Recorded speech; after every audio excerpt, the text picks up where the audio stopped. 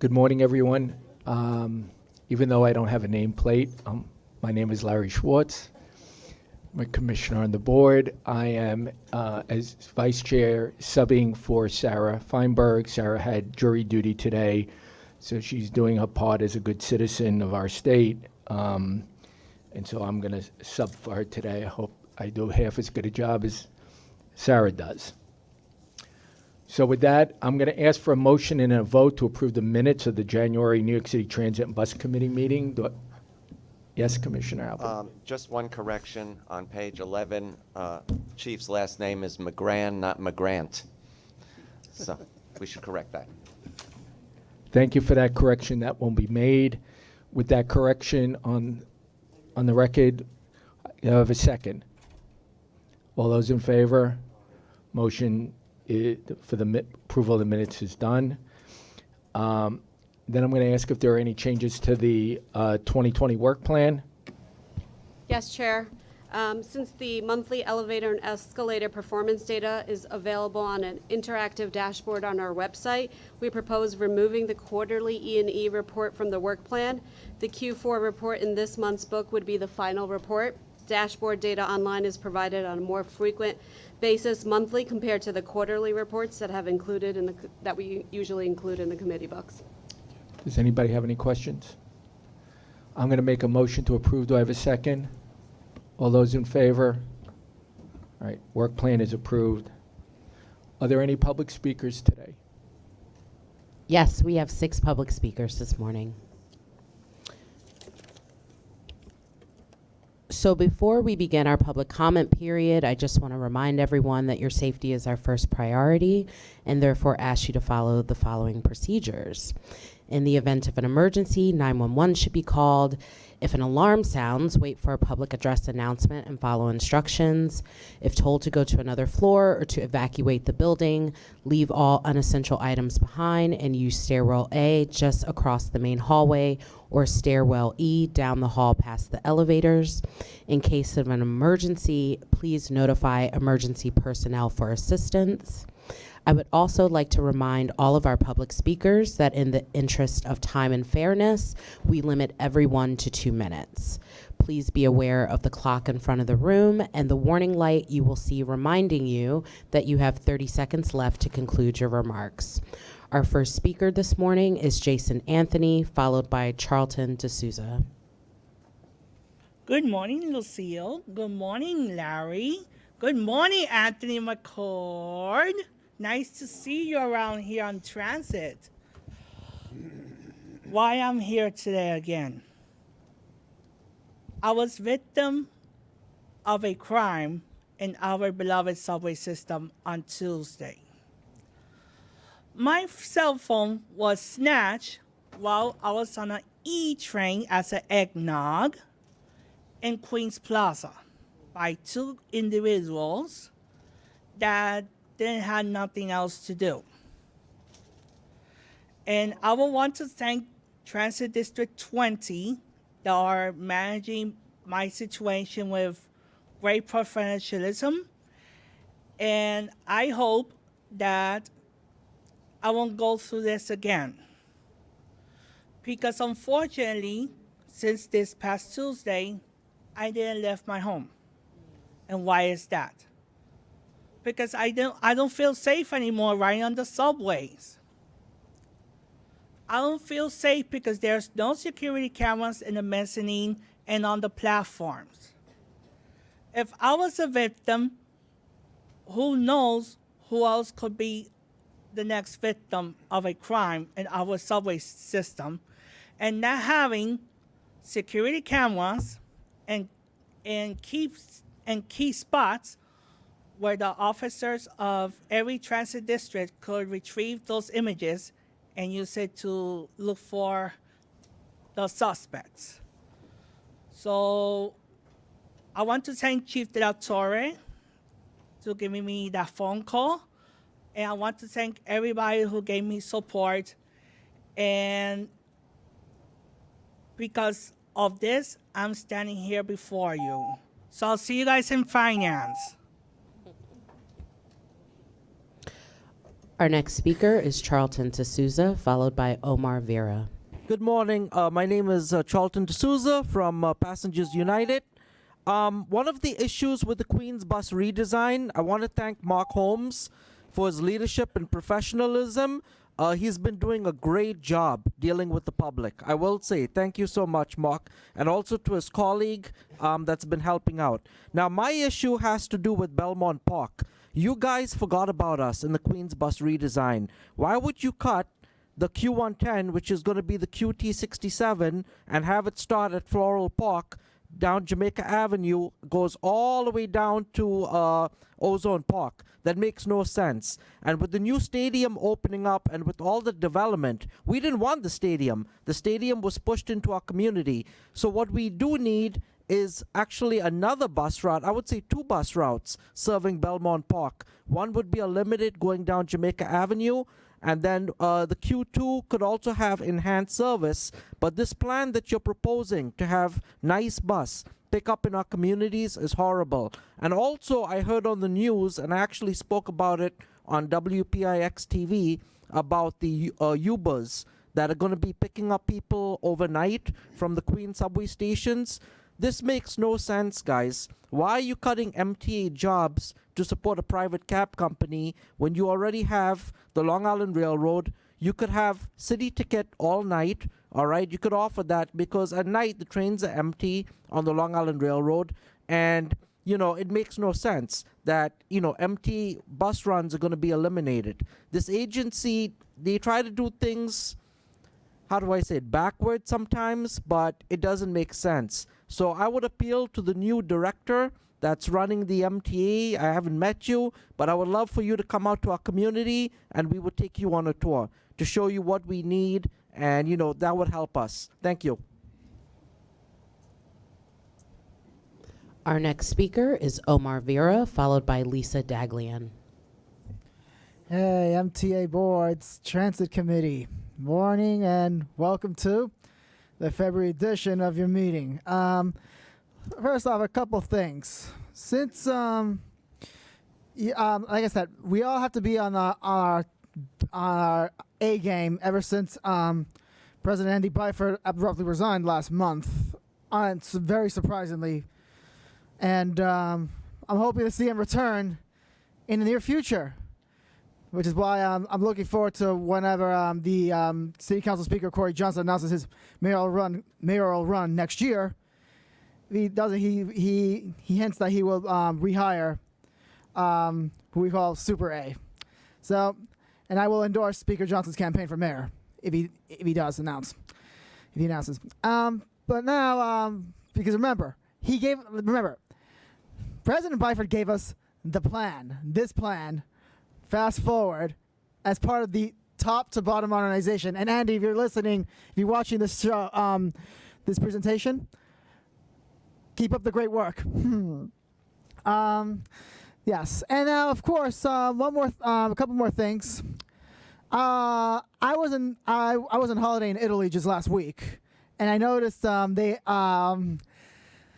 while the graffiti's a problem there, at least they have more external connections between airports and city centers, something that we should at least look to improve. I mean, we still don't have any direct airport connection to the city because Port Authority manages that, which is why I keep saying, drop the Air Train LaGuardia plan, and they need to just simply give you the power to extend the storyline, the N&W trains.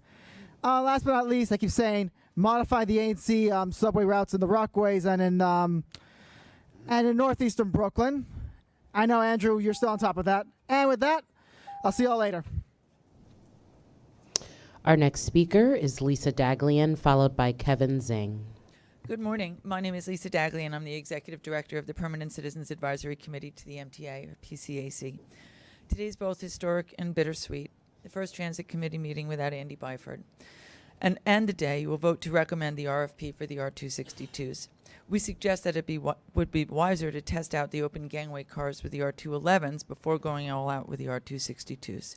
What may work in other cities may not work in ours. As we've said before, we are supportive of using the same RFP approach for the purchase of rolling stock and other capital procurements as being used for design build, and hope this will be SOP going forward. A competitive RFP process allows the MTA to consider, in addition to price, non-price factors such as delivery schedule, creative design, and construction approaches, the experience of the proposer, and negotiated contract terms.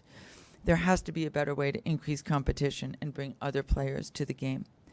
Competition is likely to get scarcer should the merger go through between Bombardier and Alstom, a situation that could conceivably result in the debarment of both and leave only Kawasaki to make all the cars for the MTA. Under the debarment rules as written, Bombardier should already be out. Yet the MTA board, which wrote the rules, is flouting them. It makes no sense to place impediments to competition at the same time you're trying to increase it. That does not mean we're saying that Bombardier should be out, just that the rules should be rewritten. We end with a shout out to everyone, Sally, Sarah, team, who will stay and build on Andy's legacy, continue to improve the system for millions of riders every day. Better OTP, faster trains, fewer breakdowns, better performance. Thanks for all you've done and all that you'll continue to do.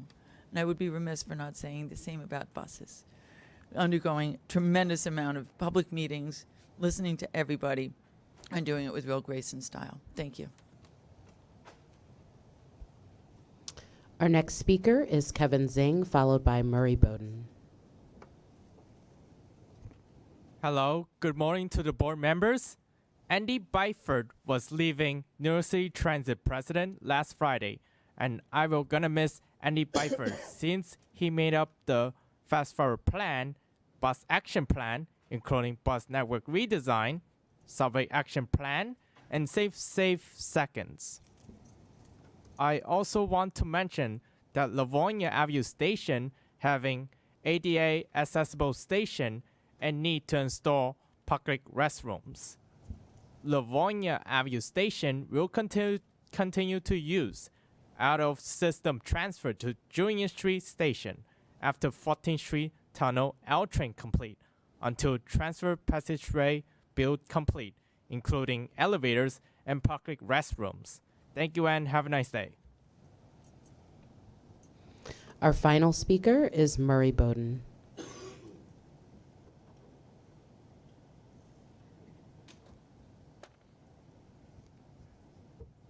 New York City bus is doing a phenomenal job.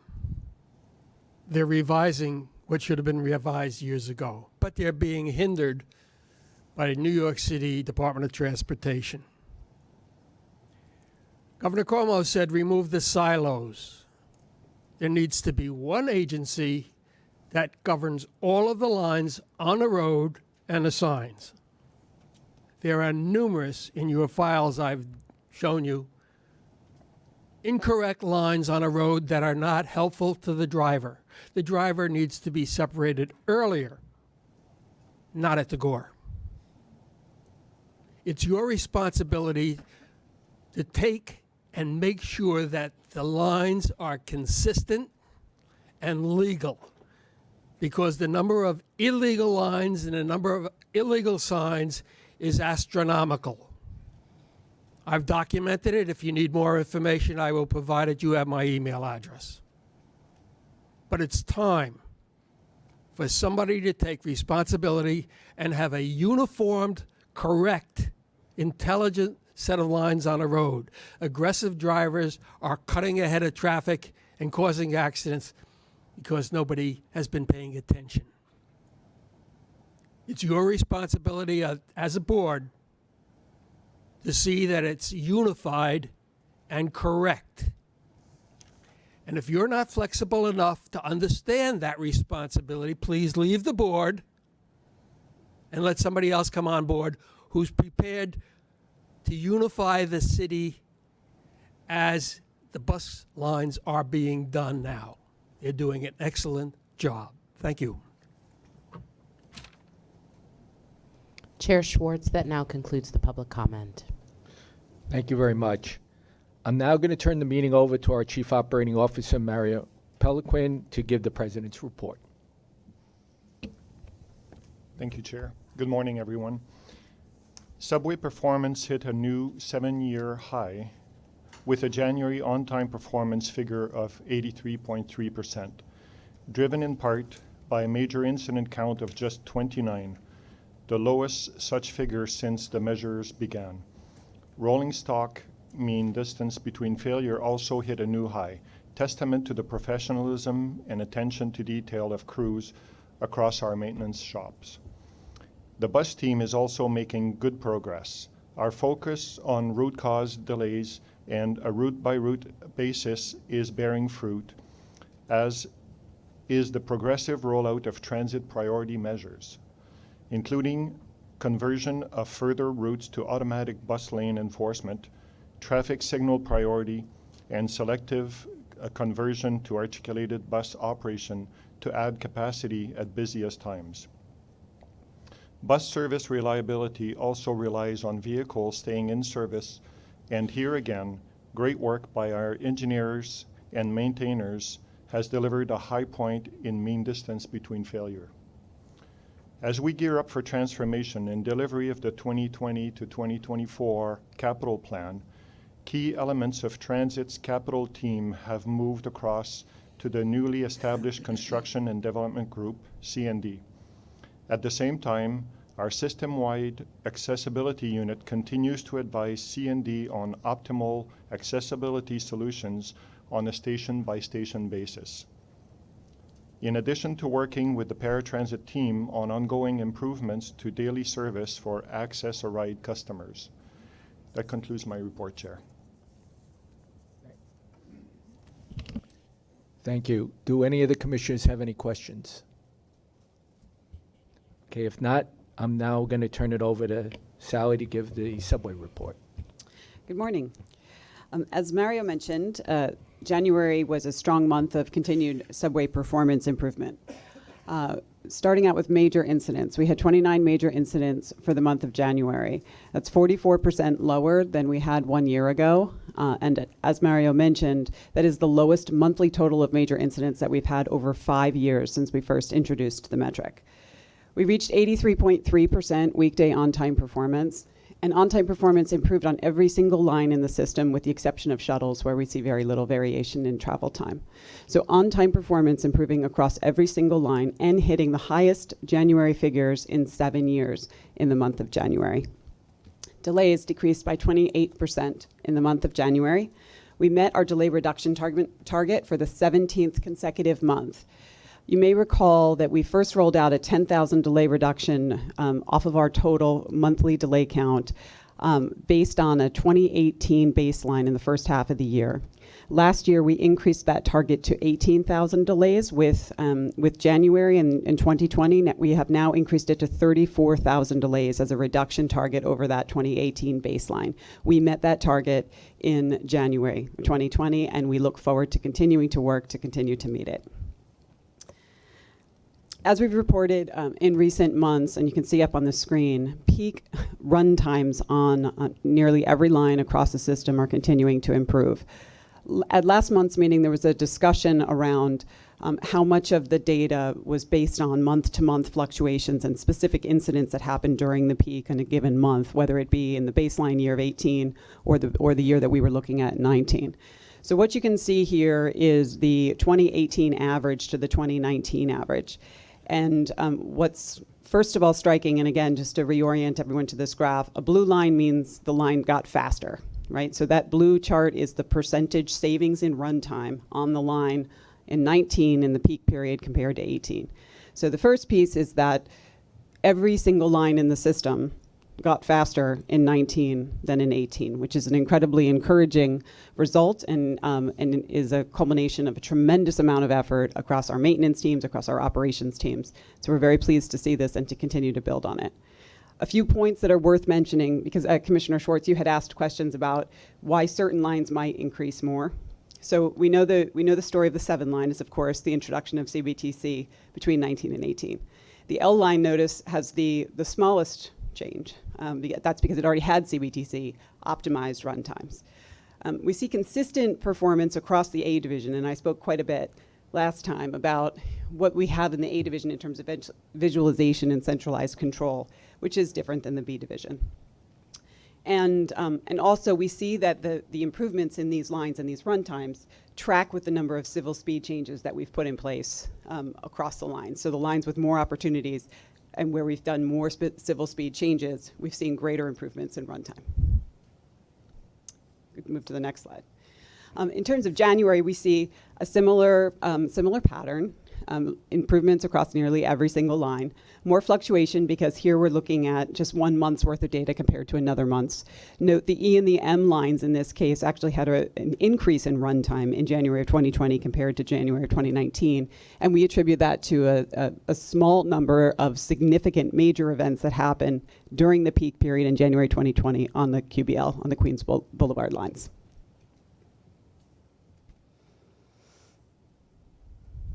Moving on to MDBF. MDBF increased 26% in January of 2020 compared to January of 2019. And 12-month MDBF is up 8% for the year ending in January of 2020 compared to the year prior. Earlier this month, we said farewell to the last of the R42 cars who lived for more than 50 years serving New Yorkers as an integral part of our subway system. I would like to thank the maintenance teams and the operations teams who did a wonderful job keeping that fleet in operating order well beyond its expected useful life. And thanks to the New York Transit Museum that put on a wonderful event to celebrate the final run of the 42s, and we'll hold on to the 42s in the museum so that all can experience them well into the future. Lastly, I'd just like to make a note to thank the hard work and dedication of the tens of thousands of Subway's employees who are working each and every day to deliver these improvements. They deserve full credit for all of the improvements I just highlighted, and I am incredibly proud to be their colleague. Thank you. This concludes my report. Do any commissioners have any questions for Sally? Larry. Commissioner Lacewell. Thank you. Sally, as you say, very encouraging reports. Can you do me a favor and go back to the beginning with the blue graphs that you have in the slideshow? I just have all the way to the beginning. Yeah, I think this question has been asked before too. It would be helpful to have, if possible, some kind of context as to where we're trying to go, because these are fantastic and everybody's very excited, but it would add a level of richness, I think, if do we have a target as to where we're trying to reach? And I don't know if you want to overlay that or just comment on it sort of as we go through. You know what I'm saying? Sure. I'll just speak to the difference between our schedule-based metrics and this metric. So on-time performance is based on how we deliver relative to our schedule. So our schedule in that case is the target, right? So 83%, and you can see in the materials that you get monthly that our on-time performance ranges by line, but our system-wide number is 83%. So certainly our goal for on-time performance is to get that number as close to 100% as possible.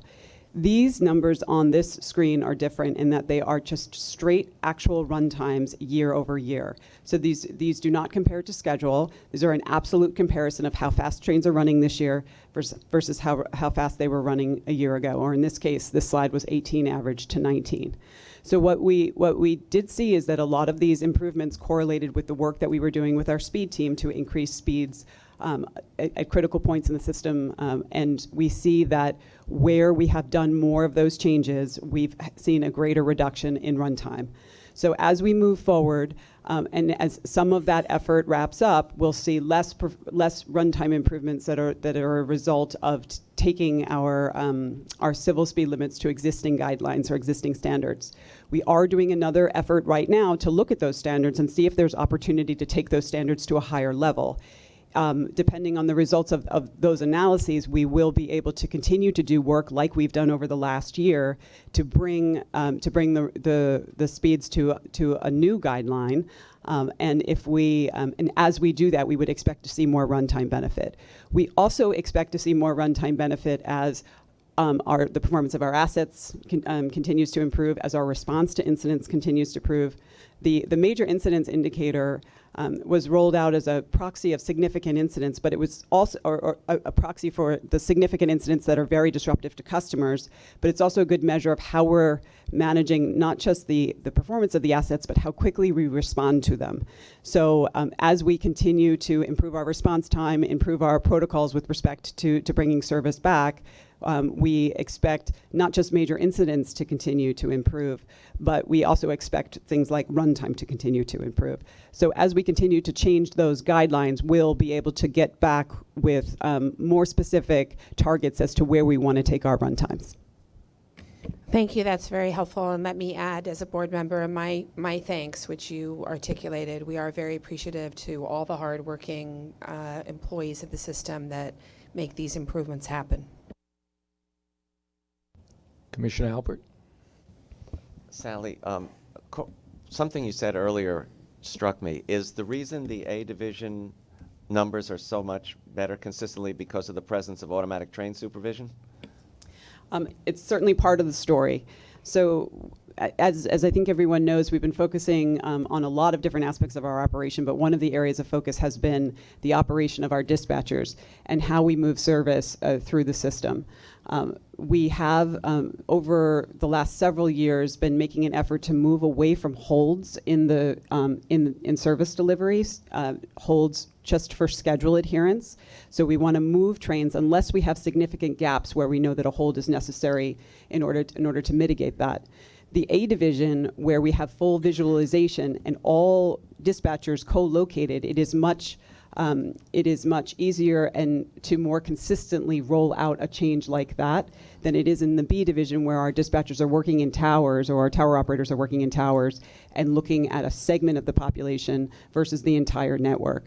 So we've been able to make gains faster in the A division and more consistently in the A division. Along with that, we did have some schedule holds programmed into ATS, which would only be in the A division, which we've been able to strategically remove and monitor.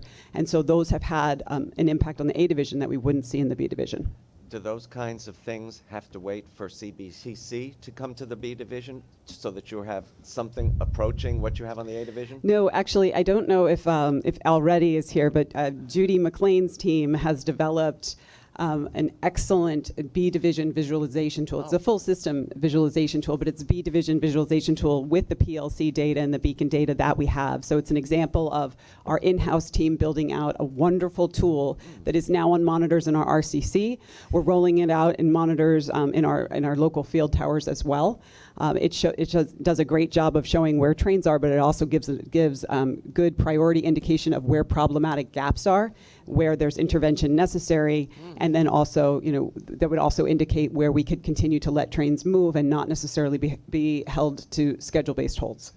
When is that rolling out? Right now. It's been rolling out.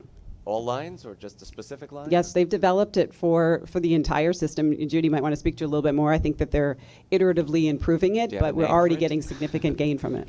So it's already rolled out at DeKalb Tower. The next at Columbus Circle, that's our next location that we're working on. Subway visualization, Subway Viz.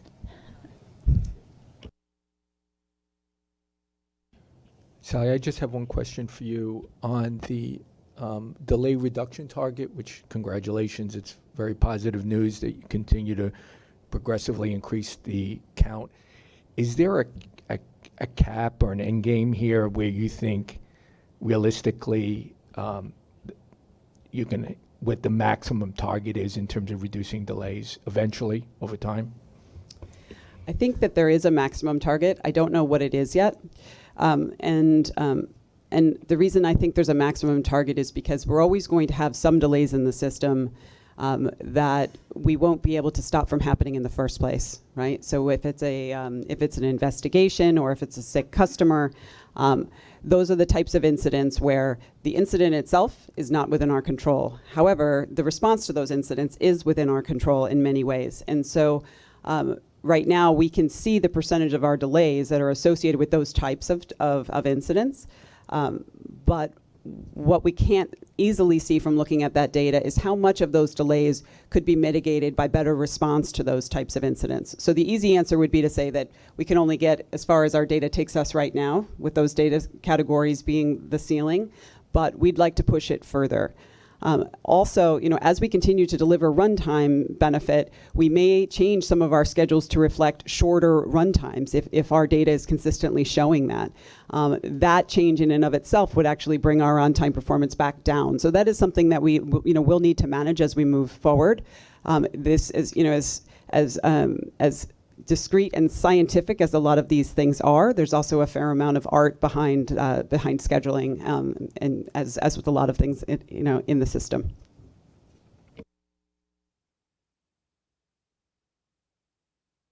Okay, if there's no more questions from any of the commissioners, I'm going to turn the meeting over now to Greg for buses and the paratransit report. Thank you, Chair. So good morning to everyone. This month I'd like to highlight our 22% improvement in mean distance between failure as compared to last year. In fact, the regional mean distance between failure of over 9,100 miles this January represents the first time this bus system has reached 9,000 miles ever. A testimony to the team's continued focus on bus reliability, the value of a robust capital program, and the significant investments we continue to make to improve bus service in New York City. We are also making progress on our Route Performance Improvement Initiative. To remind you, this program focuses on 30 routes of our 325 routes citywide, and we identify hot spots on these poor performing routes for targeted evaluation and additional service management focus. I'm happy to report that on-time performance improved on 24 of those 33 targeted routes, with some routes showing upwards of a 10% improvement. These results are encouraging, and we will continue to build upon the successes we've seen as we rotate new routes into this program. We continue to expand our automated bus lane enforcement camera program, as we have just launched it on the B46 SBS, benefiting 35,000 customers on the third busiest bus route in New York City, and the busiest in Brooklyn. We are confident that adding ABLE to this route will help keep the bus lanes clear and improve service and traffic flow. To date, we have issued over 10,000 warnings and violations on the first 3 routes, of which all have shown speed improvements. We are working on plans for further expansion, which we will share with this board in the coming months. At the end of January, we announced the start of a new pilot program to assign our newest all-electric bus to the M60 Select Bus Service, one of the network's longest routes. Our Harlem and Astoria customers can now benefit from this quieter, greener, zero-emissions technology. This pilot will provide valuable experience and data to confirm the range these buses can travel under various conditions throughout New York City. We continue to solicit vital customer input on the Queens bus network redesign. We have made unprecedented outreach efforts, and by April, we have held 60 meetings and workshops with Queens community boards and elected officials. We have also distributed over 57,000 brochures in both English and Spanish. We continue to listen closely to our customers and will incorporate this feedback into the next public proposed final plan. And lastly, we held the public hearing for the proposed final plan of the Bronx bus network redesign. Implementation is currently targeted for fall of 2020. Before moving on, I'll pause there to see if there are any questions on the bus report. Okay. Without hearing any, move on to paratransit.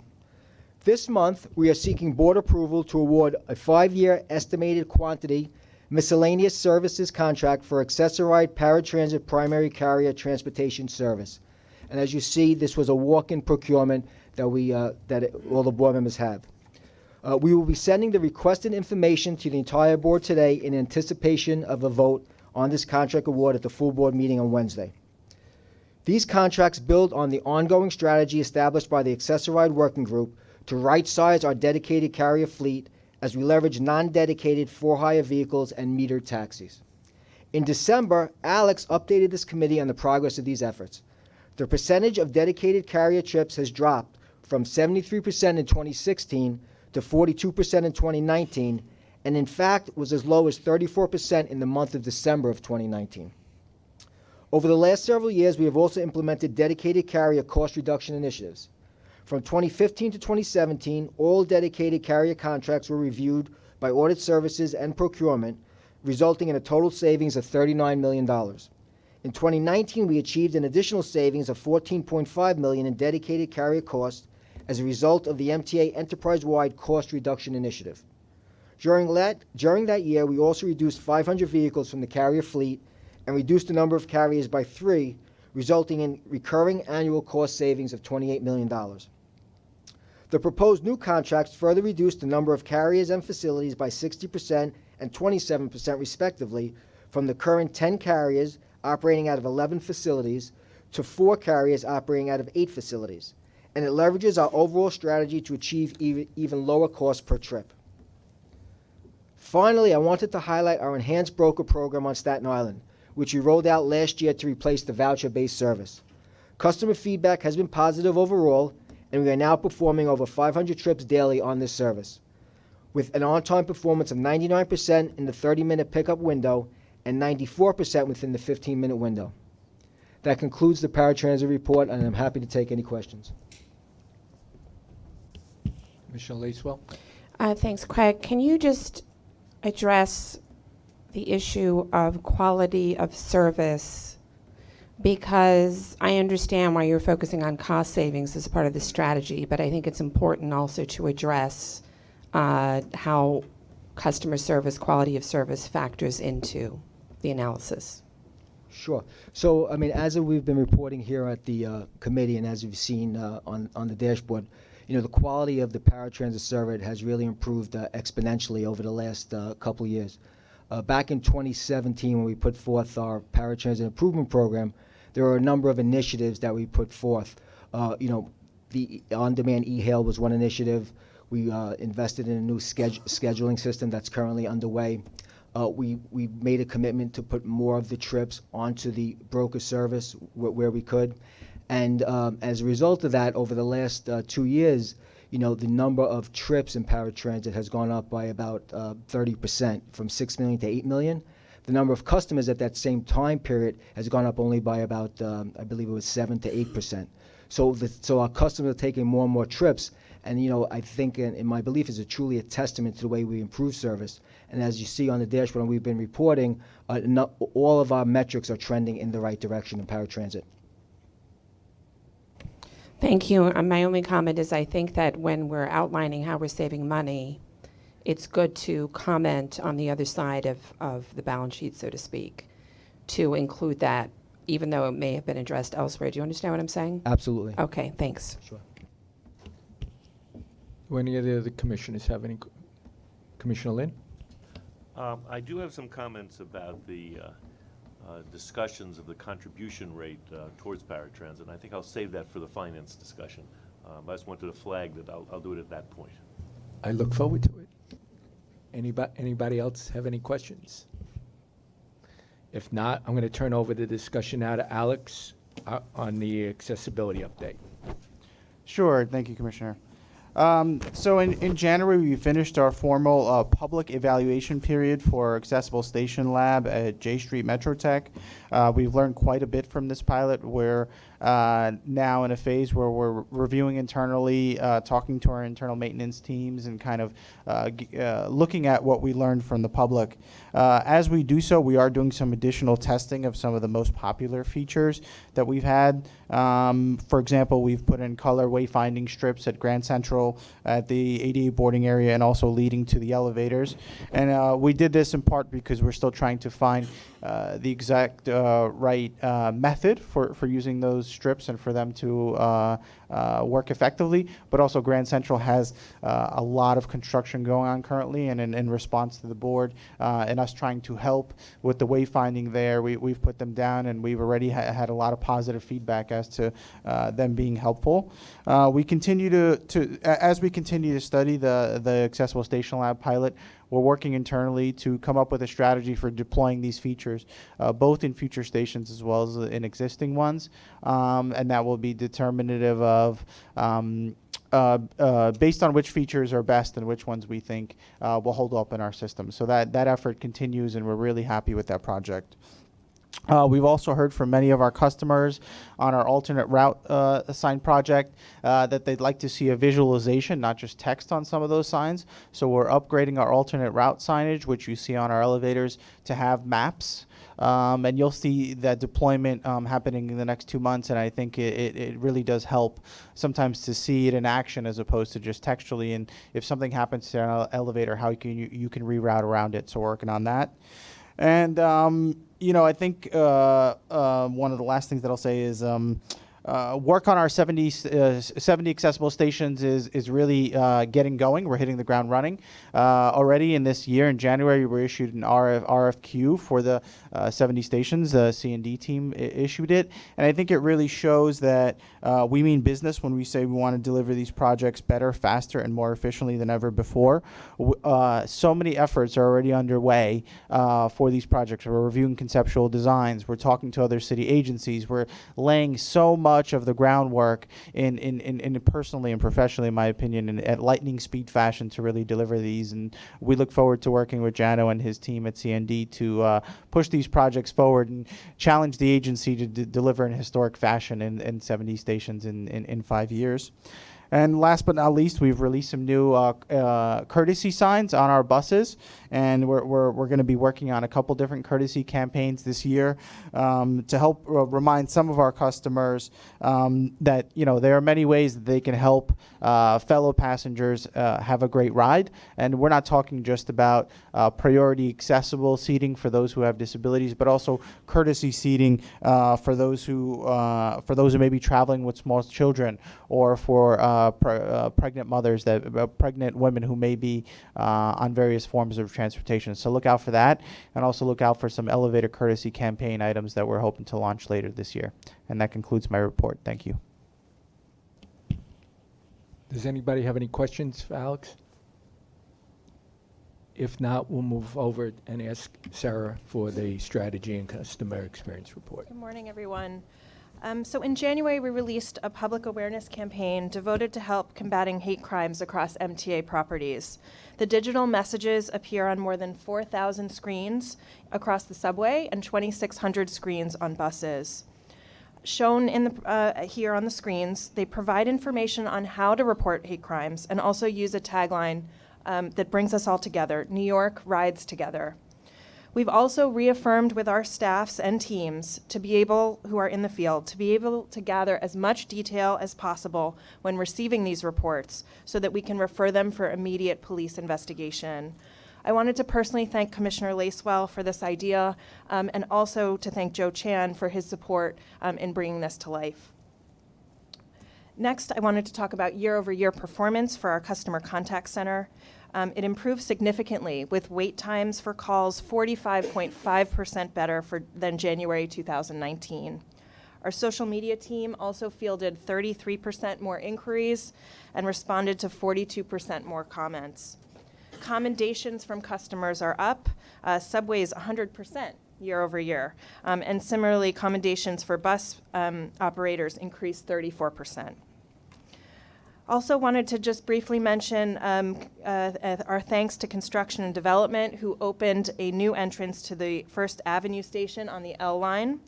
The new entrance provides easier access for the line's 21,000 weekday customers. Also, we announced new plans to reconstruct and reopen the Bedford Avenue entrances to the Nostrand Avenue AC subway station in Brooklyn.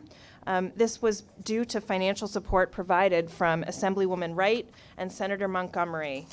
And also happy to say we'll be using TWU in-house forces for the work, and we'll be providing a free in-station transfer from the northbound side to the southbound sides for the first time in many decades, and a direct connection to the northbound B44 Select bus service. Another great win for our customers this month is the permanent extension of a free transfer between Livonia Avenue on the L line and Junius Street on the 3 line, which is currently in place for the L project and was made permanent this month. Also, as Craig mentioned before, our engagement teams were out in full force, spending a significant effort meeting with communities about redesign efforts. We held 16 bus redesign meetings just this month with our neighbors in Queens and the Bronx. And in addition, we held 3 pop-up customer help desks about planned service changes, 2 public meetings with advocacy groups, and 11 community board meetings throughout the boroughs. That concludes my report. Commissioner Lacewell. Thank you, Larry. I just wanted to say how beautiful the New York Rides Together campaign is. It's a really superstar job, and I think very meaningful to people who ride the subways. I hope that as our next initiative, not to rush on to the next one, that, and I know you've had conversations, including with Sarah Feinberg, I know this is important to her, to do something for potential victims of sexual harassment or other related crimes in the system. And one of the things that we've started to hear is that if you are in the system and this may happen to you, making sure that those people know in that moment what to do. They don't know necessarily in the moment where the people are to go report it to or what the numbers are, or that rather than taking matters into their own hands, there's somebody who can help them. And I think they want to feel empowered and educated, which I know we can communicate to them effectively. Definitely.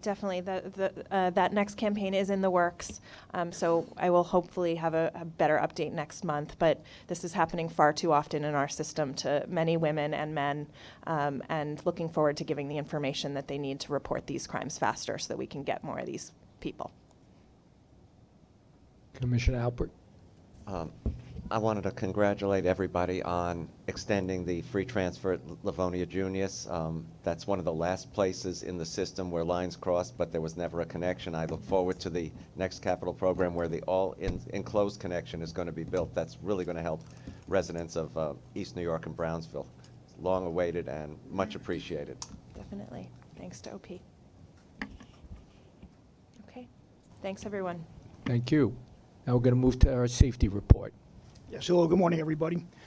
Just to make a small note, this month's safety cover photo is of the New York City Transit Security Command Center, which communicates continuously with all stakeholders within the MTA family, providing information and developing intelligence for broader situation and domain awareness.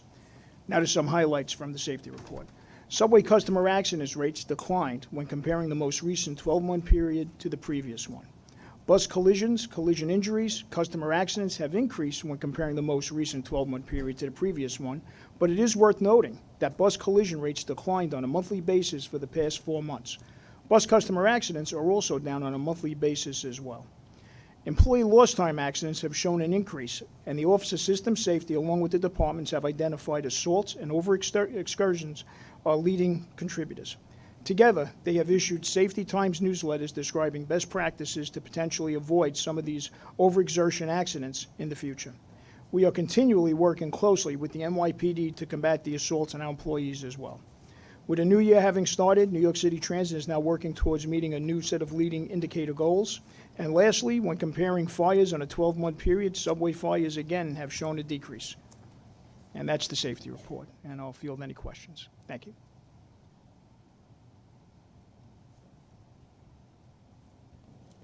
Any questions? Now I'm going to turn it over to Chief Coogan for the crime report, please. Okay, good morning, everyone. During the month of January, there were 60 additional major felonies in the subway system than during January of last year. Robberies were up 75 versus 35, with 40 additional incidents. Grand larcenies were up with 19 additional incidents, and there were 2 additional felony assaults. During the month of January, 39% of the total major felonies occurred in Manhattan, 37% in Brooklyn, 16% in the Bronx, and 8% in Queens. I want to assure everyone that we have a watchful eye on some of the most prolific offenders, some who have been arrested several times since the beginning of the year. For example, 28-year-old Ronaldo Quinones Diaz was most recently arrested by our plainclothes officers in Transit District 11 after he was observed removing property from the victim's jacket pocket on the 4 train in the Bronx. Diaz's first arrest this year was for grand larceny in the same district after he was observed stealing property from a sleeping subway rider. He was brought to arraignment and released on his own recognizance. 4 days later, Diaz was arrested for criminal sale of a controlled substance in the 52nd Precinct. He was issued a desk appearance ticket and released. In the most recent transit case that I mentioned on February 9th, Diaz was charged with grand larceny and once again issued a mandatory desk appearance ticket and release. Shortly after leaving the district station house, Diaz was arrested for petty larceny after removing a tip jar from an establishment in the 46th Precinct. Again, he was issued a desk appearance ticket as required and released. Another example is Charles Barry. As recent media reports have highlighted, Barry is a recidivist transit thief who preys on unsuspecting passengers. Barry has been arrested 6 times since the beginning of the year, all for crimes in transit, including 3 arrests for grand larceny. He has been arrested well over 100 times, and mostly for crimes in our subways.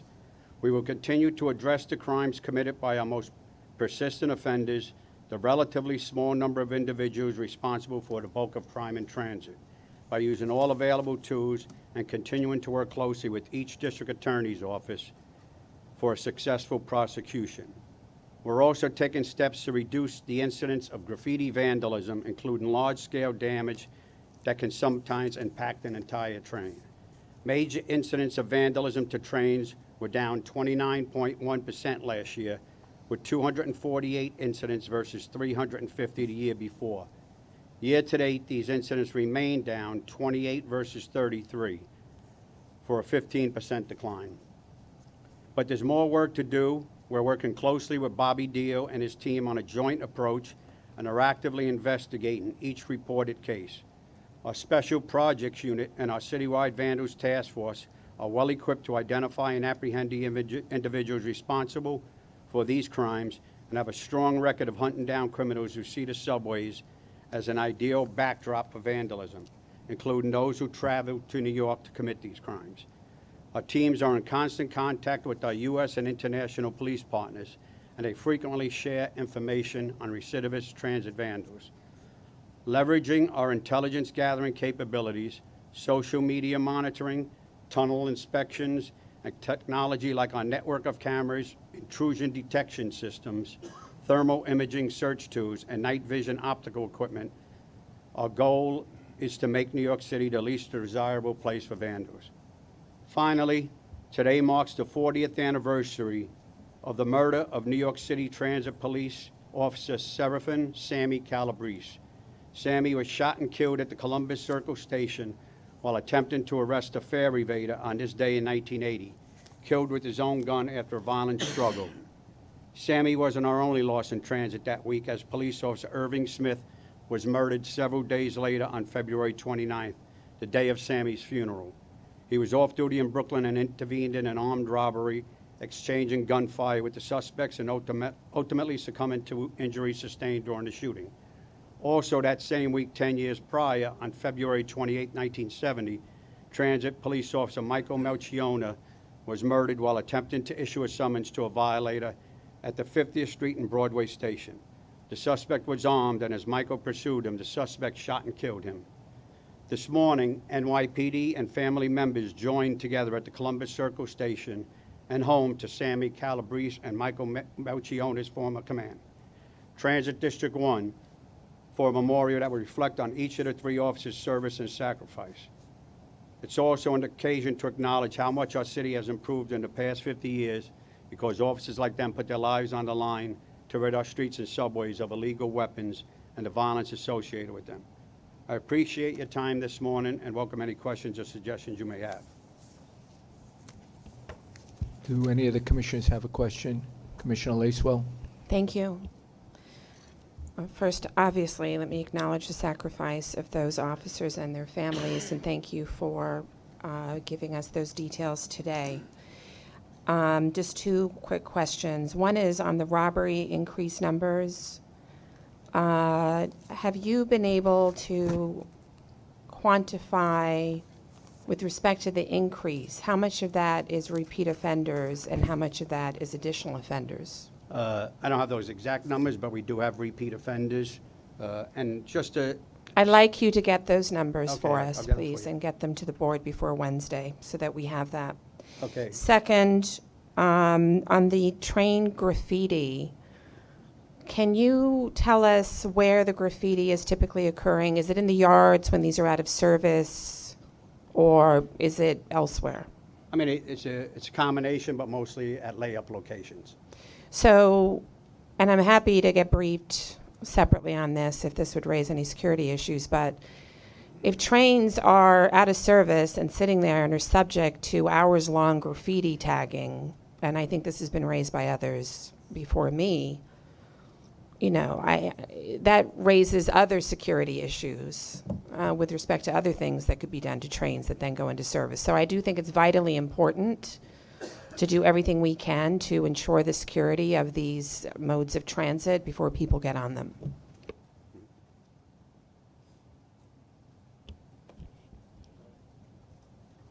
Yeah. Is there an answer to Commissioner Lacewell's question about whether or not there's other security issues at these holding locations? Well, of course, if people are getting into the yards or into the tunnels, that could be a security concern. That's definitely a security concern, you know. Is New York City Transit involved in trying to ascertain and determine what's going on? Who's doing that? I'll field that. As far as New York City Transit, our yards are protected by our property protection agents as well as our Eagle team. We have an anti-vandalism squad that actually patrols 21 of the yards, and we got pretty much robust security in that. Inside the layup areas, I know that that's really under the purview of NYPD, and we do assist with that also. We have helped sometimes with cameras. We've actually deployed some game cameras with the Special Investigation Unit with NYPD, which have had some mixed results. We've also used them in yards also, just to give you an idea. And we do coordinate constantly with NYPD on this. And Thursday, we did place, extra officers out in Queens and at the Parsons Boulevard station. We were out there specifically looking for graffiti, and we did make a live graffiti arrest. It was in the station, it wasn't in the tunnel, but we did make an arrest this past Thursday. I guess the question I have is graffiti continuing to become a bigger and bigger problem? Is it kind of leveled off? Well, the numbers were down last year and they're down this year on the major hits. But I mean, it continues to be a problem, of course. But they were down pretty substantially last year, and they have started off this year to be down. But it still is a larger number of hits. Commissioner Lynn? Thank you. One of the issues I've heard mentioned in relation to the substantial increase in the crime statistics was that January of 2019 was a relatively low month in terms of transit crime. But as I've looked at the data, I see not only is January low, but February, March, April are also very, very low baselines. And I just want to sort of point out that I think that this could be a topic, given how low crime was in the first third of 19. We're going to be we may be revisiting this month after month, and I think it is incredibly important that there is tremendous focus on what we're doing and how we're doing it, and to be able to have a very full conversation about this next month and the month after in terms of what we're doing, because I'm concerned that the statistics will keep coming back to substantial increases at transit, and I just think we need to isolate on those issues and hear exactly what's being done and what are the efforts to deal with grand larceny and robbery and those things that are likely to increase.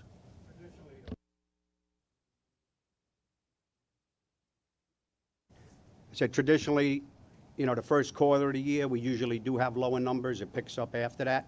But we did pick up early this year. So we do have an increase, but they were historically low numbers, the past few years.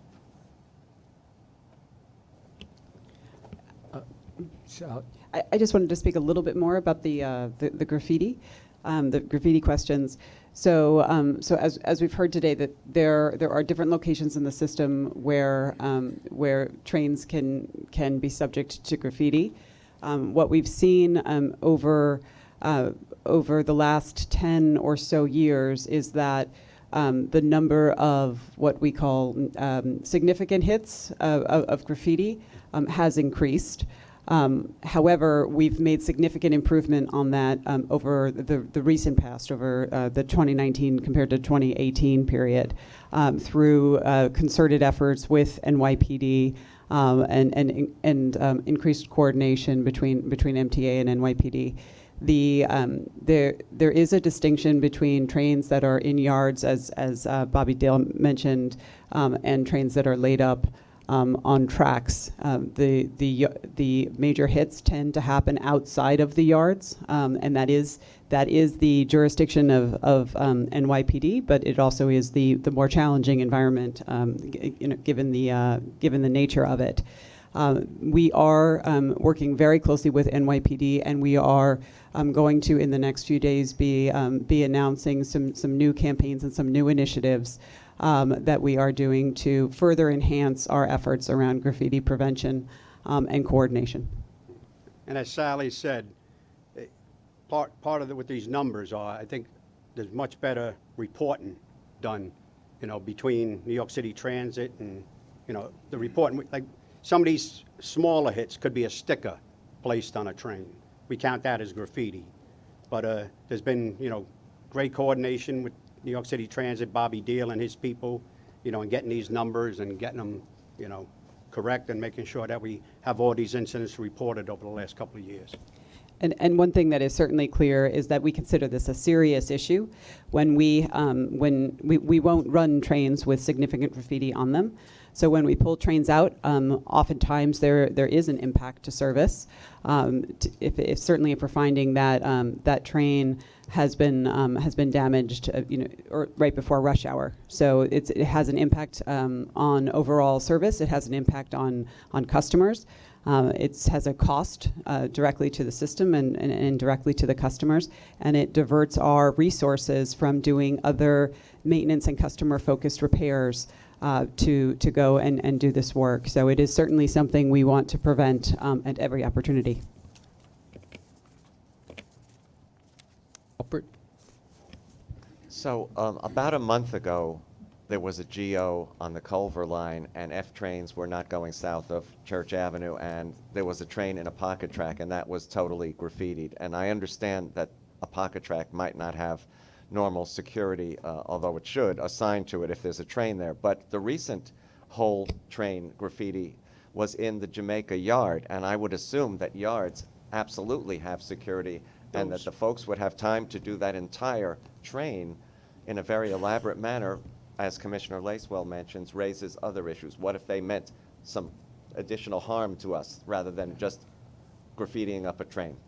And I think we've got to have something going on at the yards where this is, as soon as someone who's not authorized to be there enters the yard, an alarm goes off or something. Yes, I actually saw that Twitter feed that came over. I get those feeds as far as graffiti and fare evasion. And those two hits actually happened on the road. They did not happen in the yard. All right, a lot of times what happens is that a train gets brought into a yard to be cleaned. Sometimes people who just see it in the yard, there's an assumption made that this occurred in the yard, when in fact it happened on the road and is brought in. Just to give you an idea, what ends up happening is that once that train gets brought in, there is an investigation that starts. There's notifications made to the NYPD Vandal Squad as well as New York City Transit Security. From that, pictures are taken, and then the investigation begins of trying to track down who these taggers are. Vandals, in my book. Say on the road, you mean in motion? In layup location, when I say on the road. And listen, we also get hits that are in service also on the road inside of a cab. That has happened also.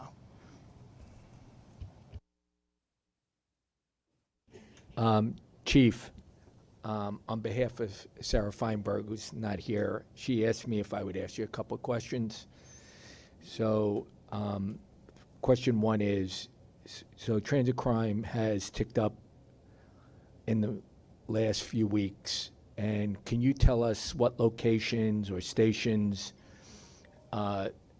appear where these increase in crime has occurred? Are there any hot spots where the uptick in crime incidents have occurred?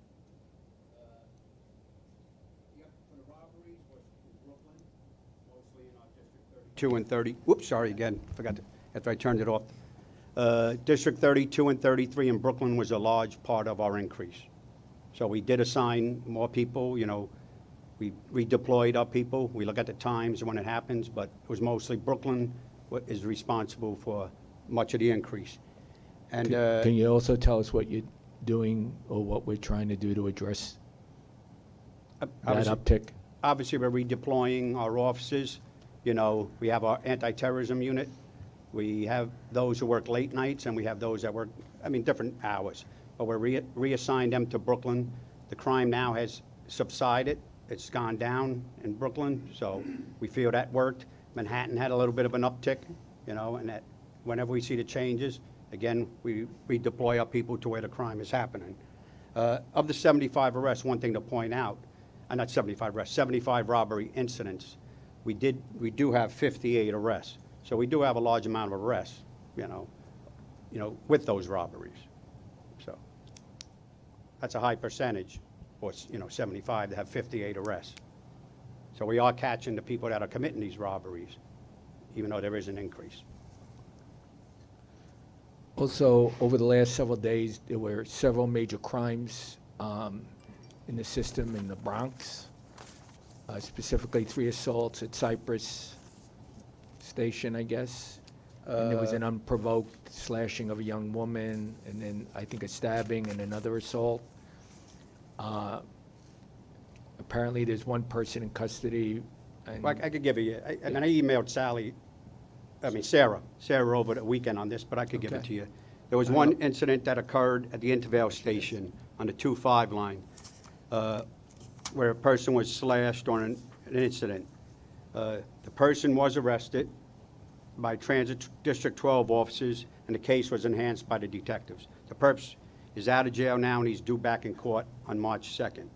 Another incident happened at the Cypress Avenue station in the Bronx, all in the same area. A male victim was slashed in the face by perp Juan Bermudez, who was apprehended by our transit detective squad. He's currently in custody, being held at Rikers Island on $40,000 bail, and his next court date is March 3rd. A very tragic incident happened on February 12th, where a 19-year-old female was slashed in the face by an identified perp who has not yet been apprehended. Our detectives are looking for him. We have wanted posters out for him. Canvasses are being conducted, and we hope to make an apprehension on him soon. Okay, thank you very much. Just Commissioner quickly. Lacewell. Chief, I think the point may be that when you're updating the board on criminal activity, I think many of us would like if you would proactively brief us on major incidents like that, rather than having the details and providing when asked. You understand what I'm saying? Yes. Thank you. Like I did give you some of the incidents with the repeat offenders, so. I'm now going to turn the discussion over to Jai Patel for the financial and ridership reports. Good morning. For NYCT, January fare box revenue of $380.7 million was $4.8 million, or 1.3% above budget. Ridership in January 2020 of $184.2 million was $5.2 million, or 2.9% above the budget. Average weekday ridership was 7 million, or 2.1% above January 2019. Average weekday ridership for the 12 months ending January 2020 was 7.3 million, or 0.5% higher than the previous 12 months. Non-reimbursable expenses exceeded budget in January by a net 11.9 million, or 1.6%, of which labor expenses were below budget by 3.8 million, and non-labor expenses exceeded budget by 15.7 million due to timing. On the MTA bus side, fare box revenue was 17.3 million, or 1.4 million below budget. Average weekday ridership for the 12 months ending January 2020 was 0.4 million, a decrease of 0.01 million riders for the 12 months ending January 2019. And preliminary operating expenses of 67.8 million were favorable to budget by $5 million, primarily due to the timing of non-labor expenses. That concludes my report. Commissioner Albert. Yes, one of the numbers that flew out at me from all of the graphs that we get is the 37.5% drop in weekend travel on the Staten Island Railway. Was there a project going on that would make this so unattractive? Yes, Sally has. Yes, that is what happened there. The ridership is lower on the weekends. There were some GOs on the weekends that essentially impacted the fare swipes. Essentially, Is that over that project? What's that? Is that work done No, now? I believe it probably is related to the track construction work that's going on there, which is going to be underway for some time. But I can confirm which geos had the most impact.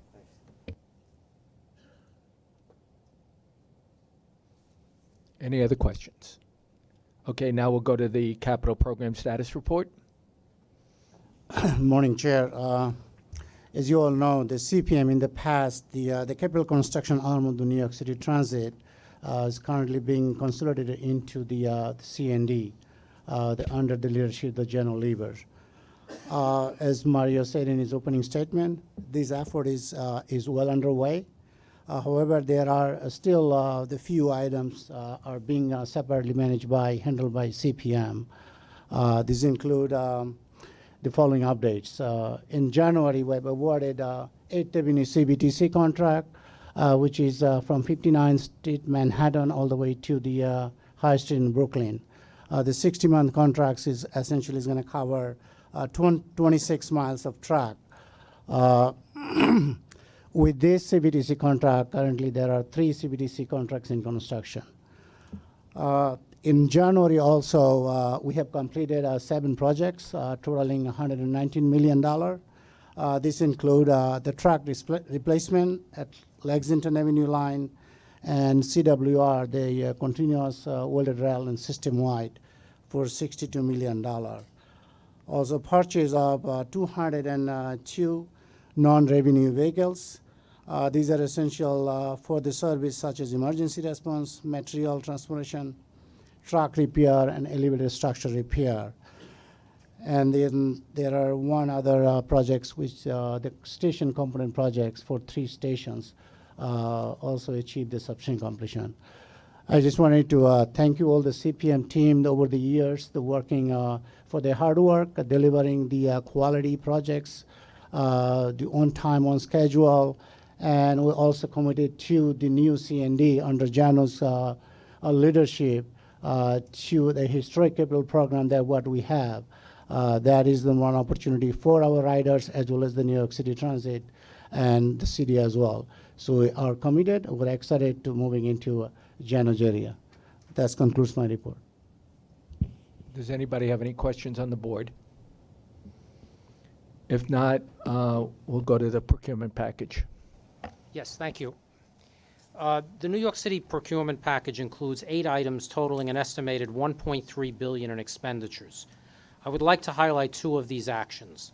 The first action is an authorizing resolution to use the request for proposal process to procure new subway cars under the recently approved 2020 to 2024 capital plan. The new subway car project, entitled the R262, is to replace the aging fleet of 1,139 R62 and R62A A division subway cars, which are approaching the end of their useful life. The cars are also needed to support modern signaling on the Lex line and for ridership growth and other operational needs. The initial procurement will be for 949 open gangway cars, comprised of a base order of 504 cars and an option of 445 cars. The procurement will also include a second option for up to 415 cars for a total of 1,364 cars, which is anticipated to be part of the 2025-29 capital program. Using the RFP process allows New York City Transit to consider factors other than price to determine which proposal offers the best overall value. Additionally, an RFP provides greater flexibility to negotiate contract terms and conditions that could potentially result in lower overall cost and an expedited delivery schedule. The second action that I would like to highlight is the walk-in procurement for paratransit accessorized primary carrier service. Craig provided details earlier as the ongoing strategy to reduce paratransit costs and to minimize New York City Transit's use of dedicated primary carrier service, while increasing the use of broker car service and other non-dedicated modes of transportation. Primary carriers utilize the blue and white New York City Transit-owned vehicles. Non-dedicated trips, namely the broker trips, average $40 per trip, which is approximately half the price of a dedicated carrier trip. The new primary carrier contracts for which approval is being sought further provide the ability to reduce the number of carriers and achieve lower per-trip costs because of the request for proposal strategy utilized. The marketplace was informed of New York City Transit's intent to reduce the number of total carriers, which created aggressive competition. Additionally, we established a tiered rate structure within the price schedules, allowing flexibility in fleet size, thus ensuring the MTA is not paying for excess fixed capacity. 40 firms requested the RFP package, of which 18 submitted proposals, including 9 incumbents and 9 new proposers. 9 firms were selected for negotiation, including 7 incumbents and 2 non-incumbents. Through negotiations, proposers decreased their pricing from initial proposals to best and final offers. We recommend this combination of awards because of the selected carrier's experience, the strategic locations of their facilities, and the lowest pricing, all of which provide the best value for New York City Transit.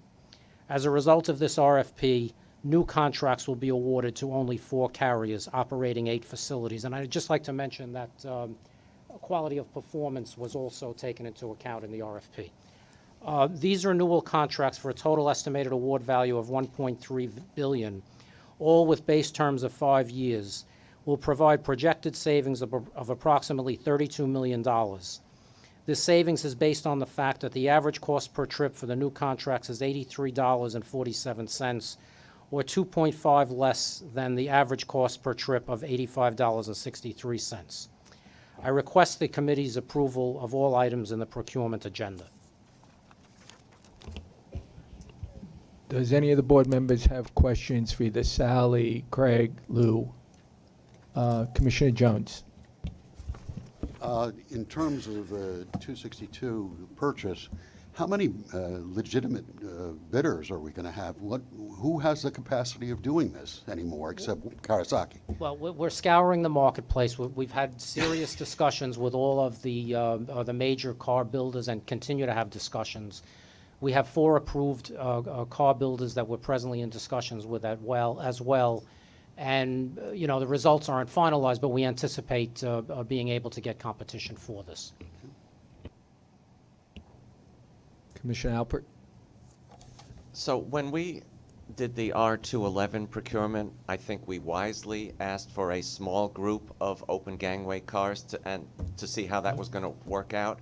Now you're asking us to approve a really large number before we've even had the experience of the R211 open gangway cars. Is there a reason for that? Yes, and I'll start, Sally, and then if you don't mind, you could step in with additional information. There was an inordinate amount of research done in order to determine the ability to utilize the R211 from an engineering standpoint in terms of the ability of open gangways to traverse our system. There was also additional research and physical testing done on open gangways to determine how they would perform in simulated service. And John and Sally could talk about, the 25 years of service that one of the open gangway types was put into, all for the R211. So we have a very high degree of confidence that from a performance standpoint and a clearance standpoint and all of the other characteristics, the R211 open gangway will work well. In this particular car class, it's less challenging, but we've done similar studies. And on the R211, we have a series of 2 test trains that are going to be open gangway that will enable us to evaluate operational characteristics, passenger issues, and things like that would weigh into the decision in this contract. Probably not a go, no-go, but probably whether certain aspects of the open gangway would require modification or tweaking, so to speak. When are the test trains arriving? The test trains for the 211 are May of 2021, and we have a period of testing that'll take place. And that testing, we anticipate positive results, would enable us to make the decision for the R262 post-award as to, again, we're assuming it will be open gangway, but minor modifications that might be necessary. Sally, is there something you wanted to add to that? No, very little. That was thorough. Essentially, the position that we're in right now is that we have completed a lot of examination in terms of the simulations of the open gangway, how they'll perform in the B division, based on the results that we've seen to date and our understanding of how that relates to the A division parameters, we have a high degree of confidence that operationally those the open gangway cars will work in the A division. We are building into the contract, or will build into the contract, the ability to make modifications to that decision if need be. But given where we are with timing, we think the far better option right now is to proceed with the open gangway, given the preponderance of the information that we have right now, and build in checkpoints at which we can make modifications if need be. When you say operationally, you mean from an operational standpoint, not from a passenger behavior standpoint, correct? No, I mean from a trains moving through the tunnel standpoint, right? And so what we will learn, and what all of our customers will learn and adapt to is how the open gangway will function in our system, right? How will function differently with respect to incidents and with respect to investigations. What the impacts on capacity will be.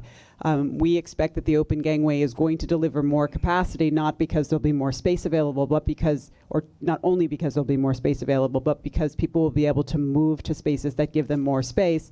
We'll have less congestion around doors, we'll have wider doors, and so the idea is to build these cars and build these trains, and we'll be building in the similar elements to the 262s that essentially speed dwell time, so that we can get more capacity from our existing system as well as expand.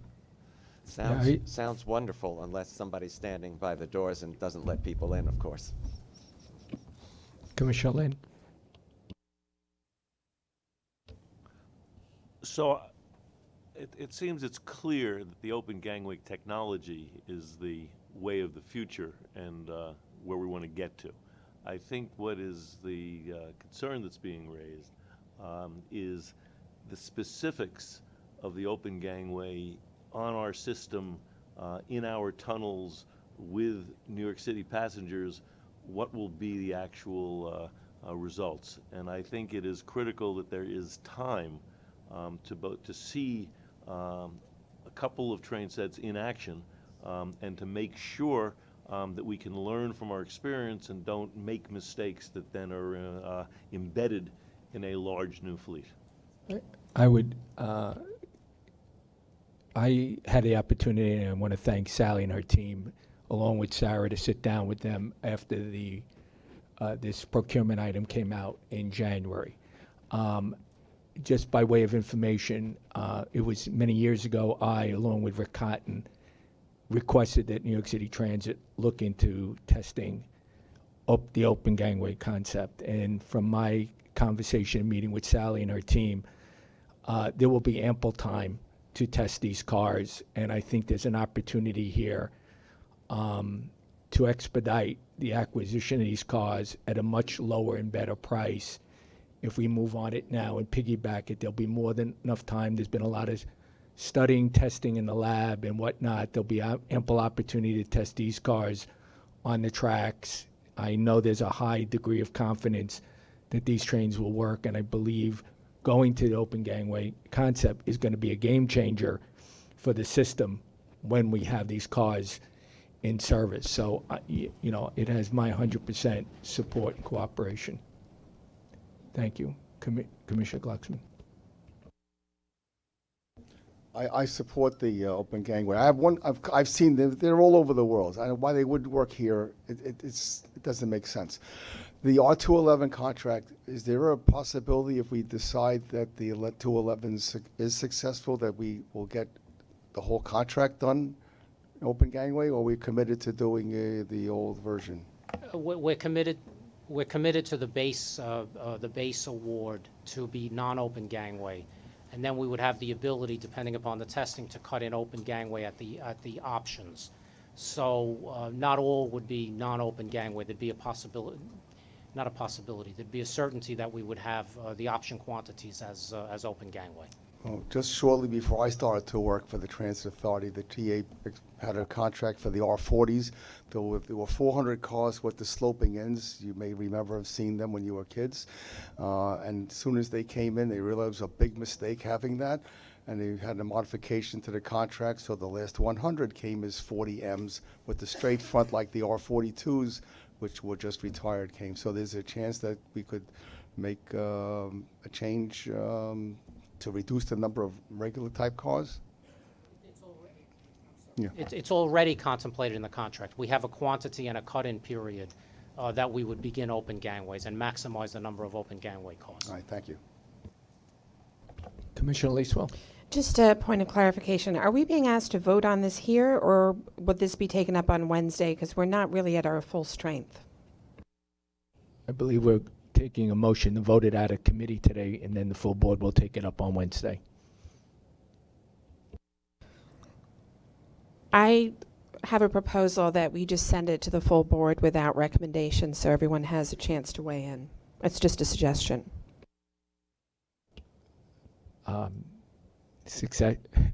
Suggestion noted. I do want to bring up one other procurement item that might, and I'm happy if we've actually vote out all procurements if we want, if the members here want to, without recommendation for the full board. Most of us, any of us who attended the board briefing, last week, got wind of the walk-in procurement on paratransit. I greatly appreciate the time both Pat Foy and Craig have given people such as myself and Sarah, which we had a number of questions. Sarah probably from a more of a New York City Transit thing, me more from a finance perspective. And all our questions have been answered. May not like all the answers to the questions in one form or another, but I understand the answers.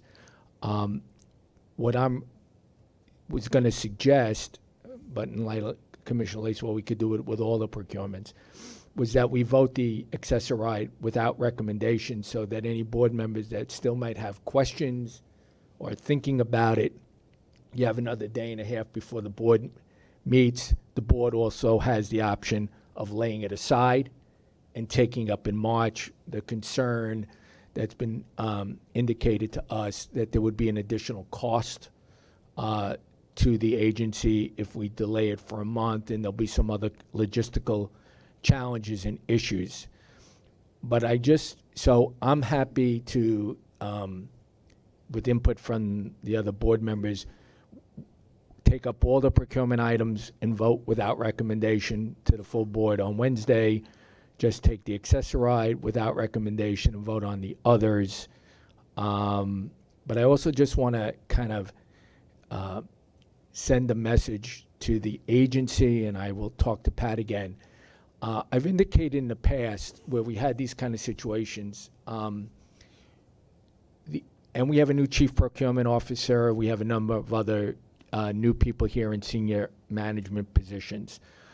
All our contracts, we know when they expire. There's a date certain when our contracts expire. And we need, on behalf of the board, for the agency to do a better job of backing in from a timing and logistical standpoint of when these contracts go back out to bid, whether it's through an RFP process or some other bidding process, so that you complete the process not only in a timely basis, but you're giving the board enough time to digest the information and your recommendation and our ability to ask questions.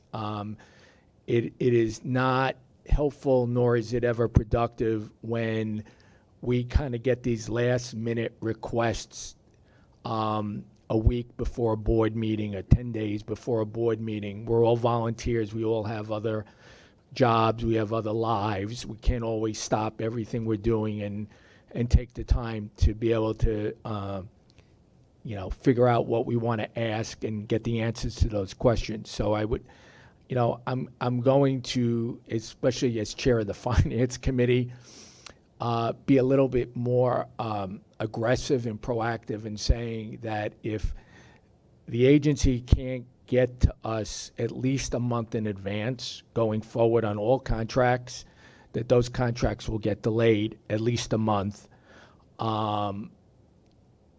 because it's not fair to all the commissioners in meeting their fiduciary responsibility of having the chance to do the appropriate due diligence before they have to take a vote.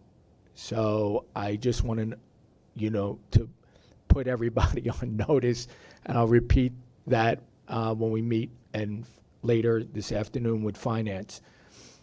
That being said,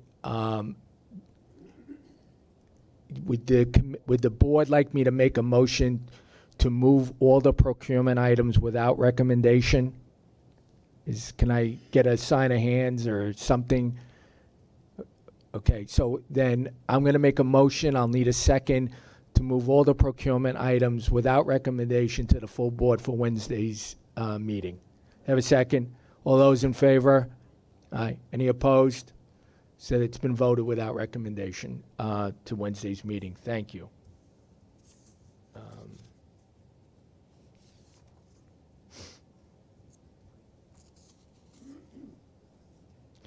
Okay, I'm going to turn it. Did you, Jano, have some? Yeah. This is a C&D procurement that I hope you will vote on positively recommending to the full board. It's the Livonia Avenue ADA project. It is, I think, emblematic, and I hope you're going to hear see a lot of them, and I'll stop describing each one separately, but I think it is emblematic of the direction that we are heading in, which is this is a design build contract we solicited pre-qualified teams. We got competitive bids. We heavily negotiated the bids. Recommendation is based in part on the amount of TA support required, scheduling issues, technical familiarity with elevator installation. This is the kind of procurement that we want to do more and more of, both in keeping with the legislature and the governor's mandate to execute design build, but also with what I think is good practice for us. It doesn't mean we're going to do these things a mile a minute, though. We've got, as I think that Alex mentioned earlier, we've got the 23 stations. We're getting the qualifications this week, and we're going to move into the RFP phase of that procurement. So we are going like gangbusters. Part of that is the consolidation into the new C&D Construction Development Organization that Alok Saha referenced. And a big piece of that is to create a team of people who are really good at design build contracting. Everybody knows Steve Plachaki. Following on some of the language, the nomenclature that's developed, I would call him procurement daddy. And he's joined up with our team to try to make sure that we are successful in executing all of these design build procurements in the kinds of time frames that we all want. So I just want to make that introduction because Steve's now presenting this in his new role as part of the C&D procurement and contracts team. Thank you, Jana. Good morning. Construction and Development has one procurement for consideration this month. The item is competitive and begins on page 179 of your committee book.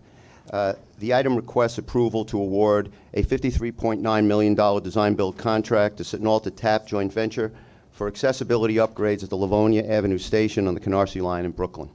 The contract is the result of a two-step competitive RFP process and will introduce two new elevators to the Livonia Avenue station. One of the new elevators will connect the street, southbound platform, and new passageway above the platforms. The second new elevator will connect the new passageway to the northbound platform. Two existing stairs will be reconfigured, two new stairways will be constructed, and there are improvements being made to the architectural, structural, mechanical, and electrical components of the station. The proposals received from Sitnalta TAP Joint Venture and Tully Construction were reviewed in accordance with the selection criteria and negotiations conducted with both firms. Upon review of the final offers from both firms, the selection committee unanimously recommended Sitnalta TAP Joint Venture for award, as its proposal offered the best overall value based on the selection criteria. Sitnalta TAP JV submitted the strongest technical proposal while also offering a more competitive schedule at the lowest price. The final price from Sitnalta TAP Joint Venture is considered fair and reasonable. As project schedule is a critical component of this ADA project, the contract includes an early completion incentive for reductions to the project duration, as well as liquidated damages for extended durations resulting from contractor delays. The item is submitted for your consideration and vote. Thank you. Commissioner Alpert? This is obviously a much-needed thing for the Livonia station. It's quite a steep stairway up. I have two questions. Will the new elevators be incorporated into the all-enclosed connection? I assume they will when that happens. Yes, they will. And will access to both directions be maintained during construction? There's going to be bypasses that will provide for access, but there'll be bypasses for the northbound as well as the southbound stations. And this particular proposer proposed a reduction of 2 weeks to each of those respective bypasses. And will there be a shuttle bus from the Junior Street 3 line to get you to the L train when those bypasses are in place? I'm going to turn that one over to my colleagues in operations. Yeah, we'll have to work through those details. I don't think we have them ready yet.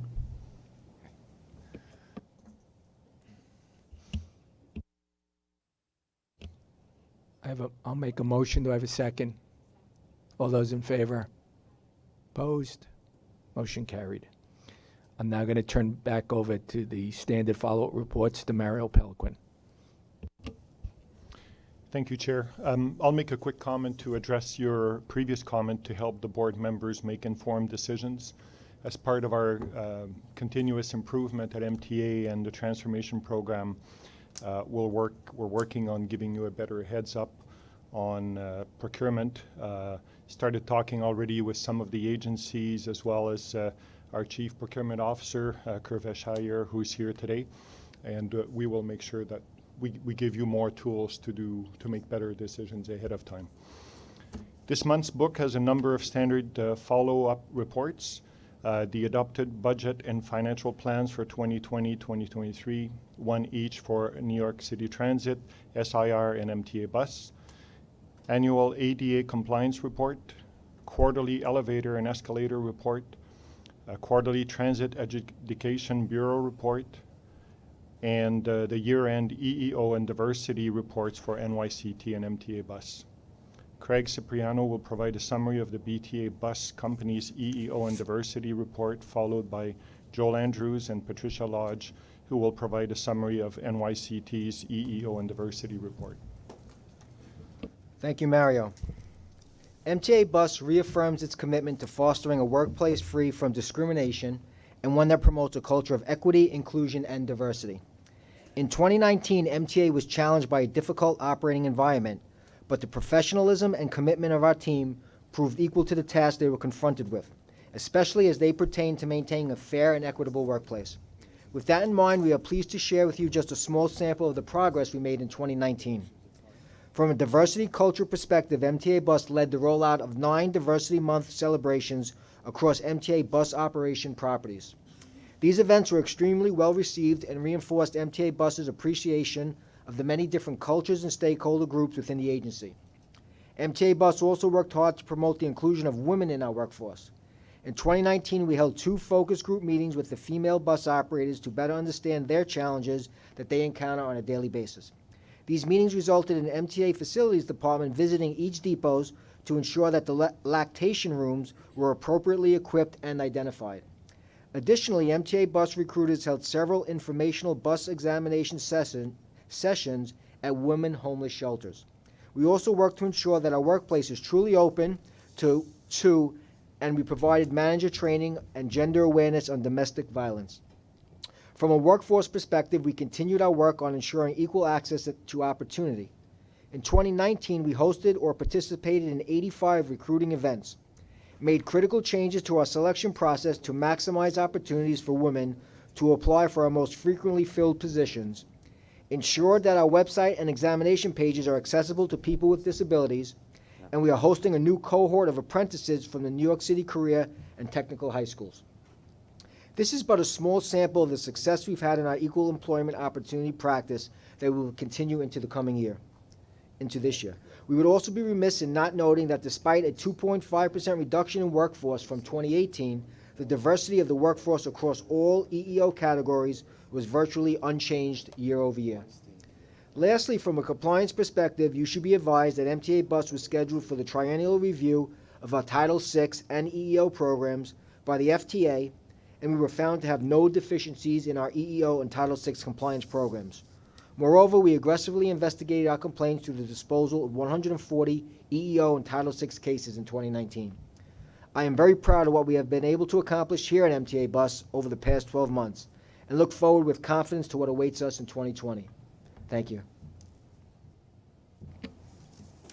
Good morning, Chair and committee members. I'm Joel Andrews, Vice President of Equal Employment Opportunity and Diversity, along with my colleague, Vice President of Human Resources, Patricia Lodge. We'll give you a brief summary of the EEO and Diversity report that appears in the committee materials. New York City Transit has had a long-standing commitment to attracting, hiring, and retaining a diverse, talented, and inclusive workforce, one that reflects the diverse communities the agency serves. We believe that this commitment is borne out by the significant racial and ethnic diversity that exists amongst the 50,000 men and women who are employed by the agency. At the end of calendar year 2019, men and women of color represented approximately 80% of the entire workforce at New York City Transit, 40,554 employees. While there is significant racial and ethnic diversity at New York City Transit, women in the transportation industry historically and continue to be underrepresented in transportation occupations.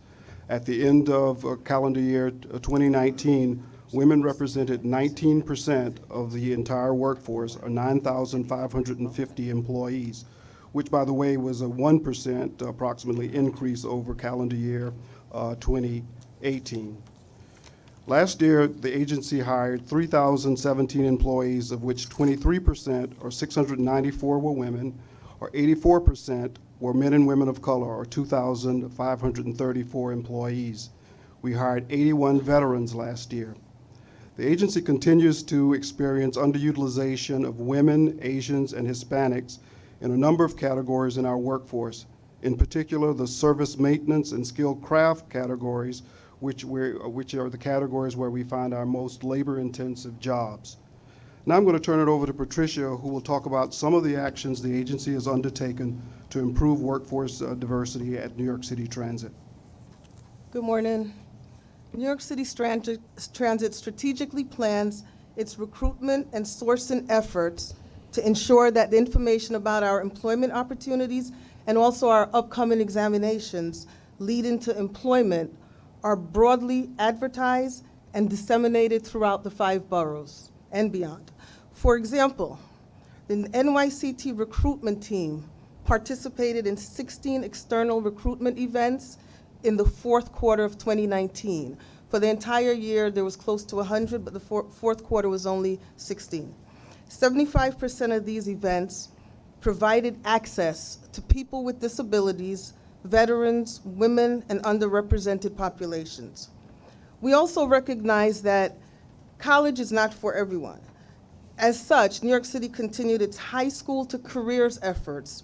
Representatives from the New York City Transit recruitment team participated in the annual New York City Career and Technical Education High School Fair to promote New York City Transit skilled trade employment opportunities. This would be to high school bound middle school students, their parents, and their guidance counselors, because everyone is involved in making that decision when a middle school student is getting ready for high school. New York City Transit also participated on a panel for equity and excellence in career and technical education and its impact on achievement.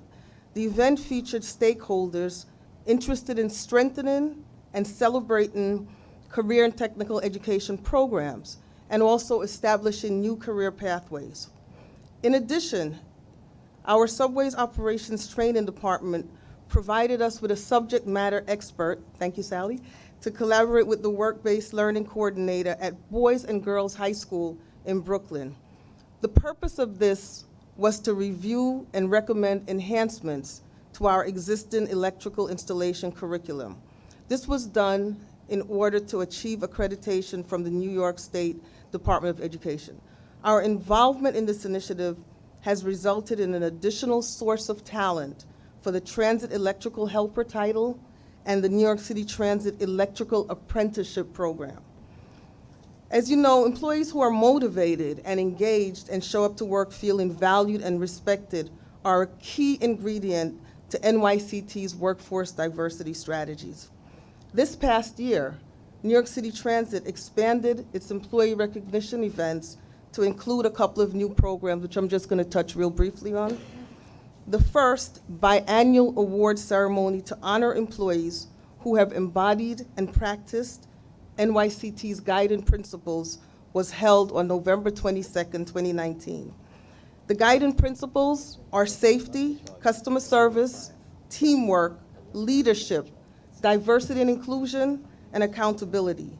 86 diverse employees were honored, and I have to mention that this is a peer-to-peer nomination award. So coworkers are nominating their coworkers.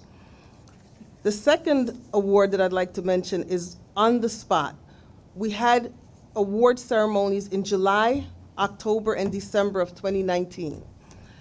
New York City Transit senior managers were issued these on-the-spot award cards for distribution to non-managerial employees who they observed doing a special action related to the guiding principles. So if you're in the subways or on the bus and you happen to see someone who appears to be going above and beyond, you would give them this card and say you're spotted. 43 diverse employees were honored at the 3 ceremonies. In terms of our diversity and inclusion strategies, I'm extraordinarily proud to highlight that last year, New York City Transit became one of the first large public mass transportation agencies in the nation to establish employee resource groups and a transit diversity advisory council, long recognized as important diversity and inclusion best strategies.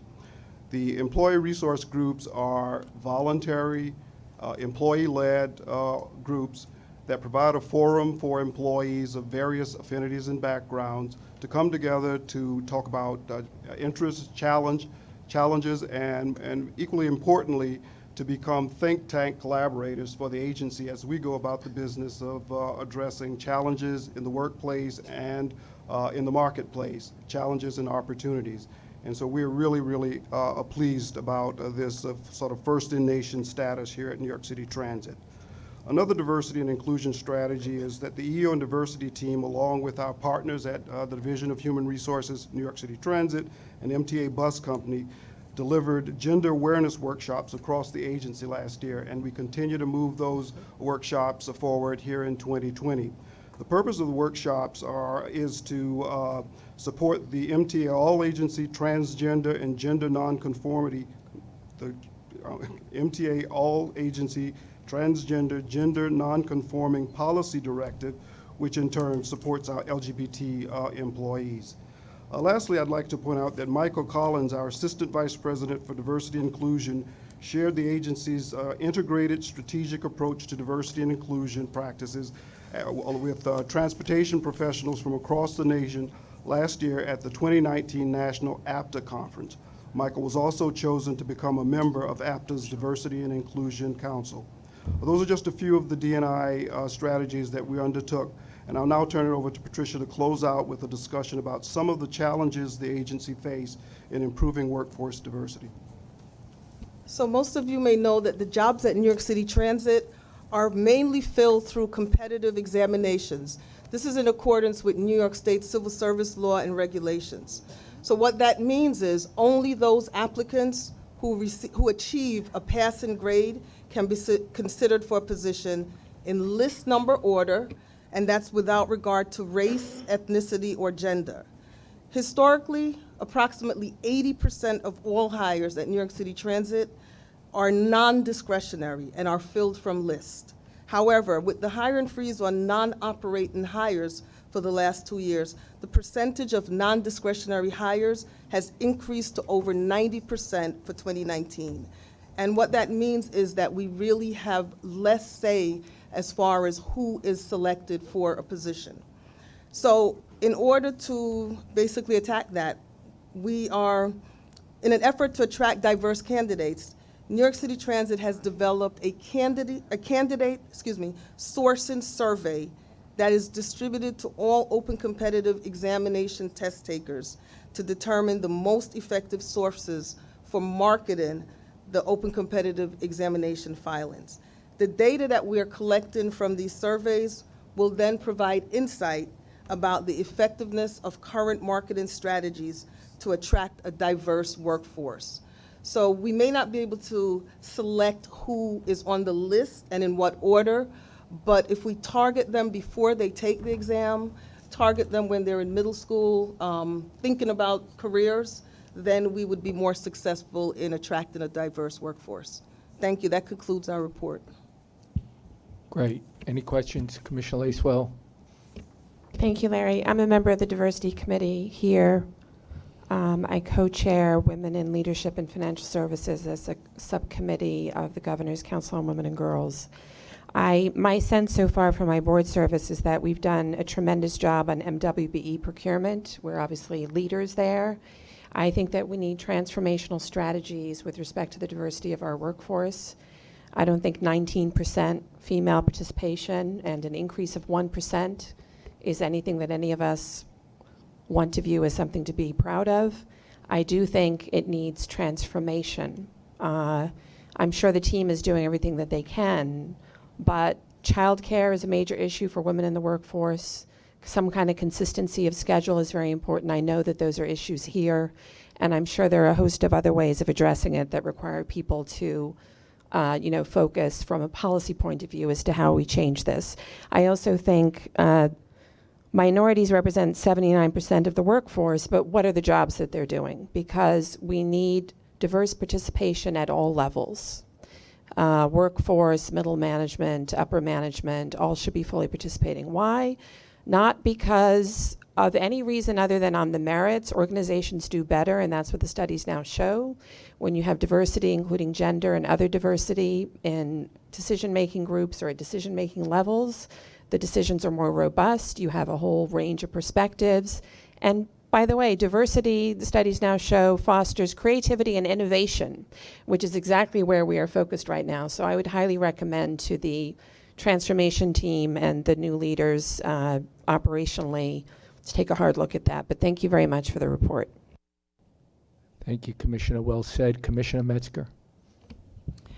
Transit has long had some innovative programs, and I'm glad that they're finally being recognized elsewhere. But I have to agree with Commissioner Lacewell. The difficulty of hiring women into our jobs has been well known for a long time.